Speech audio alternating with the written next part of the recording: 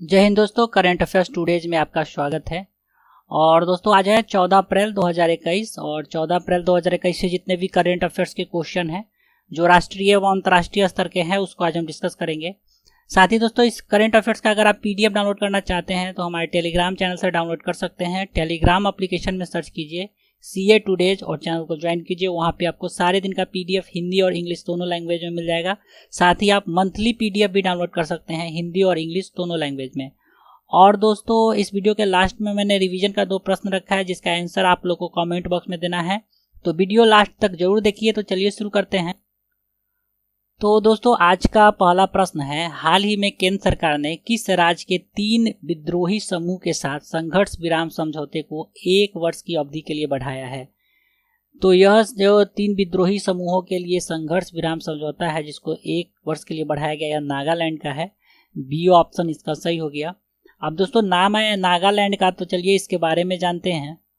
तो दोस्तों भारत के मैप में अगर नागालैंड का लोकेशन देखा जाए तो ये रहा नागालैंड।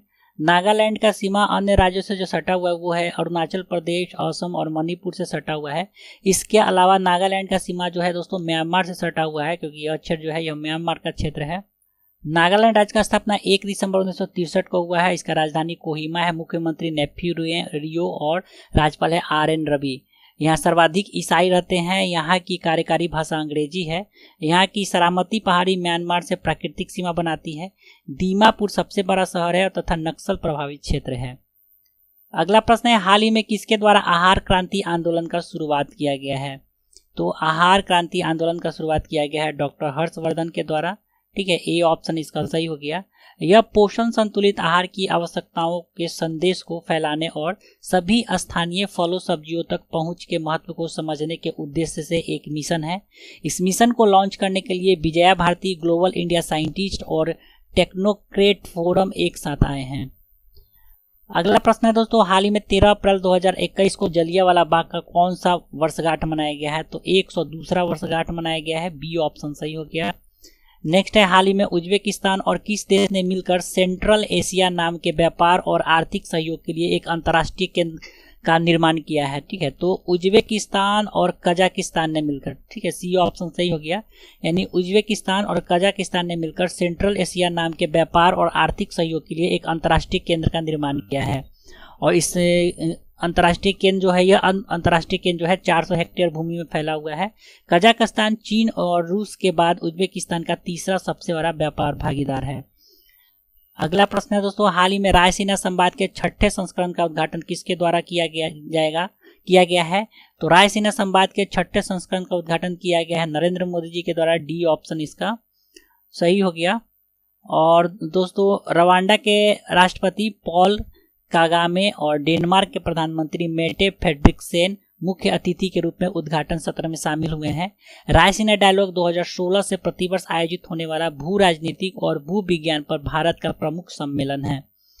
अगला प्रश्न है दोस्तों, हाल ही में किसके द्वारा नई दिल्ली में ब्रह्मा कुमारीज की पूर्व प्रमुख राजयोगिनी दादी जानकी की स्मृति में स्मारक डाक टिकट जारी किया गया है? तो यह डाक टिकट जारी किया गया है M वेंकैया नायडू जी के द्वारा। ठीक है, बी ऑप्शन सही हो गया। ब्रह्मा कुमारीज एक आध्यात्मिक आंदोलन है जो 1930 के दशक के दौरान हैदराबाद से शुरू हुआ था। अगला प्रश्न है दोस्तों, हाल ही में किस देश के विदेश मंत्री जीन यवेस ले ड्रियन 12 अप्रैल 2021 को 2 दिवसीय भारत की यात्रा पे आए हैं? तो विदेश मंत्री है जीन यवेस ले ड्रियन। यह जो है दोस्तों यह फ्रांस के विदेश मंत्री है। यह भारत के 2 दिवसीय यात्रा पे आए हैं 12 अप्रैल को। सी ऑप्शन सही हो गया।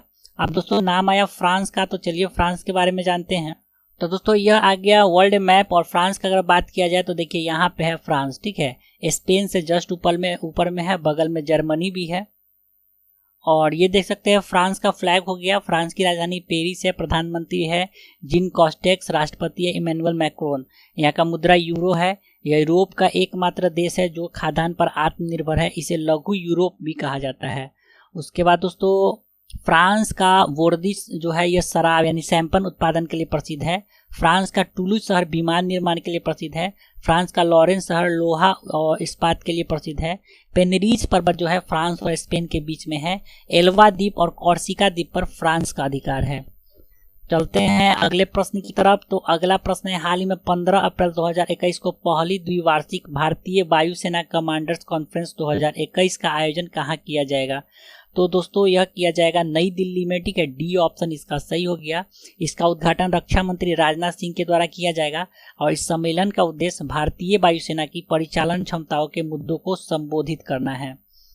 अगला प्रश्न है दोस्तों, डेविस कप 2021 का फाइनल मुकाबला किस शहर में आयोजित किया जाएगा?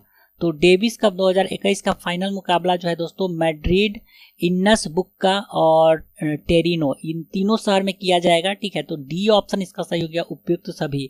मैड्रिड जो है स्पेन में है, इन्सब्रुक जो है ये ऑस्ट्रिया में है और टोरिनो जो है ये इटली में है, ठीक है। तो फाइनल मुकाबला जो है 25 नवंबर से 5 दिसंबर 2021 तक चलेगा।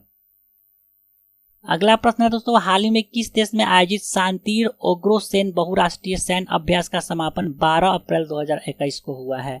तो इसका आयोजन किया गया था बांग्लादेश में, ठीक है। शांतिर ओग्रोसेन बहुराष्ट्रीय सैन्य अभ्यास का ये ऑप्शन इसका सही हो गया।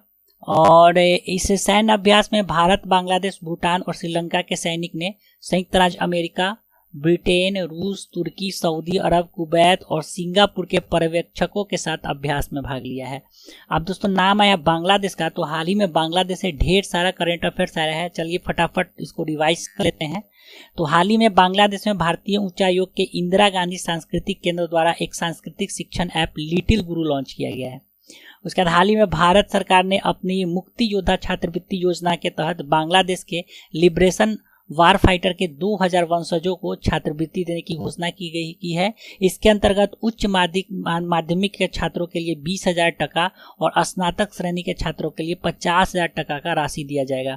हाल ही में भारत और बांग्लादेश के बीच आपदा प्रबंधन सहित विभिन्न क्षेत्रों में सहयोग बढ़ाने के लिए 5 समझौते ज्ञापन पर हस्ताक्षर किया गया है। इस बैठक के दौरान ढाका और न्यू जलपाईगुड़ी के बीच मिताली एक्सप्रेस, ठीक है, मिताली एक्सप्रेस नाम से एक सीधी यात्री ट्रेन चलाने के लिए सहमति व्यक्त की गई है। भारत ने बांग्लादेश को 109 एम्बुलेंस और 1.2 मिलियन कोविड-19 खुराक भी उपलब्ध कराया है। हाल ही में बांग्लादेश अपनी आज़ादी का 50वां साल पूरा होने का जश्न मनाया है। हाल ही में प्रधानमंत्री नरेंद्र मोदी ने 26 मार्च 2021 को बांग्लादेश के युवाओं के लिए स्वर्ण जयंती छात्रवृत्ति की घोषणा की है। उसके बाद हाल ही में भारत और बांग्लादेश मिलकर शेख मुजीबुर रहमान की 100वीं जयंती के अवसर पर प्रसिद्ध फिल्म निर्देशक श्याम बेनेगल के साथ मिलकर बंगबंधु फिल्म बना रही है। 2021 में गोवा में भारत के 51वें अंतर्राष्ट्रीय फिल्म महोत्सव में बांग्लादेश को कंट्री इन फोकस बनाया गया था। हाल ही में प्रधानमंत्री नरेंद्र मोदी जी के द्वारा भारत और बांग्लादेश के बीच मैत्री सेतु, ठीक है, मैत्री सेतु का उद्घाटन किया गया है। मैत्री सेतु का निर्माण भारत के सबरूम को बांग्लादेश के रामगढ़ से जोड़ने वाली फेनी नदी पर किया गया है। इस पुल की लंबाई जो है 1.9 किलोमीटर है। हाल ही में बांग्लादेश की ट्रांसजेंडर तसरुबा आनंद शिशिर को पहले ट्रांसजेंडर समाचार प्रस्तुत करते यानी न्यूज रीडर के रूप में नियुक्त किया गया है। तो बांग्लादेश से इतना सारा VVI प्रश्न था जो हाल ही में यह घटना सब हुआ है। चलते हैं अगले प्रश्न की तरफ। तो अगला प्रश्न है, हाल ही में हीरो मोटर्स ने कहां पर 13 अप्रैल 2021 को हीरो ई साइकिल वैली में अपने नए एक्सपोर्ट ओरिएंटेड मैन्युफैक्चरिंग संयंत्र का अनावरण किया है? तो दोस्तों हीरो ई साइकिल वैली में अपने नए एक्सपोर्ट ओरिएंटेड मैन्युफैक्चरिंग संयंत्र यानी प्लांट का अनावरण किया गया है धनांसू में, ठीक है। बी ऑप्शन सही हो गया। ये धनांसू जो है दोस्तों ये लुधियाना में है। तो लुधियाना के पास धनांसू में बन रही विश्व स्तरीय हीरो साइकिल वैली में मंगलवार को हीरो के ई साइकिल प्लांट का शुभारंभ किया गया। हीरो के ई साइकिल प्लांट में पहले चरण में सालाना 2 मिलियन साइकिल का निर्माण किया जाएगा। तो दोस्तों ये था आज का करंट अफेयर्स। चलते हैं रिवीजन की तरफ। तो पहला प्रश्न था, हाल ही में भारतीय सेना के किस अधिकारी ने एकल साइकिलिंग में 2 Guinness book of world record में अपना नाम दर्ज कराया है? तो lieutenant colonel Bharat Pannu, D option सही हो गया। दूसरा प्रश्न था, हाल ही में नाइजीरिया के नए प्रधानमंत्री के रूप में किसे नियुक्त किया गया है? तो हमदौ महमदौ, ठीक है, ए ऑप्शन इसका सही हो गया। तो कल के प्रश्न का सही उत्तर हो गया डी और ए। आज का रिवीजन का प्रश्न है, हाल ही में सोनू सूद को किस राज्य के एंटी कोरोना वायरस टीकाकरण कार्यक्रम के लिए ब्रांड एम्बेसडर बनाया गया है? और आज का दूसरा प्रश्न है, हाल ही में देश के अगले मुख्य चुनाव आयुक्त के रूप में किसे चुना गया है? तो इस दोनों प्रश्न का उत्तर आप लोगों को कमेंट बॉक्स में देना है।